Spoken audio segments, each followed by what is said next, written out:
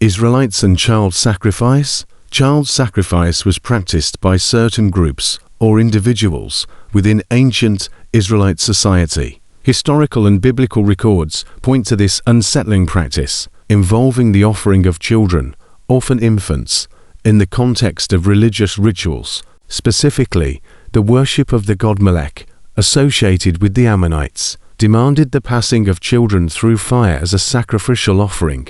Additionally, the Valley of Hinnom, known as Gehenna and situated near Jerusalem, was a site associated with child sacrifice. It is cited in the Bible in relation to idolatry and the forsaking of proper worship.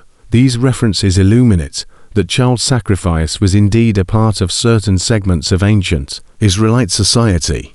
Worshippers would heat a metal idol representing Molech until it was glowing hot. Then they would place their children on the idol, essentially offering them to the deity. This act was seen as a way to gain favor and blessings. The Valley of Hinnom, known as Gehenna, was a site associated with these horrifying rituals. It was a deep, narrow ravine to the southwest of Jerusalem. Gehenna became infamous due to the practice of child sacrifice and other idolatrous activities carried out there. Over time, the term Gehenna also became symbolic, representing a place of punishment or destruction in Jewish literature and later Christian teachings. Geographically, Gehenna was very close to Jerusalem, with its southern end bordering the city. It was a grim reminder of the dark practices that some Israelites engaged in, despite religious prohibitions and warnings from prophets against such acts. The proximity of Gehenna to Jerusalem made it a potent symbol of the consequences of straying from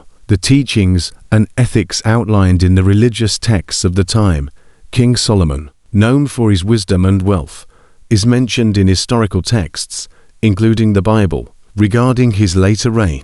According to biblical accounts in the Old Testament, particularly in the books of Kings, Solomon allowed the worship of foreign gods, including Molech, within the kingdom of Israel. Some Israelites, including Solomon, deviated from the prescribed worship of the God of Israel. In 1 Kings 11-7, it is stated that Solomon built a high place for Chemosh, another foreign god associated with child sacrifice, and for Molech, in the vicinity of Jerusalem. This suggests that Solomon engaged in the worship of these deities, including the practice of child sacrifice. The biblical narrative highlights that Solomon's later years were marred by turning away from the teachings of God and allowing the worship of foreign gods, leading to significant consequences for his reign and the kingdom of Israel.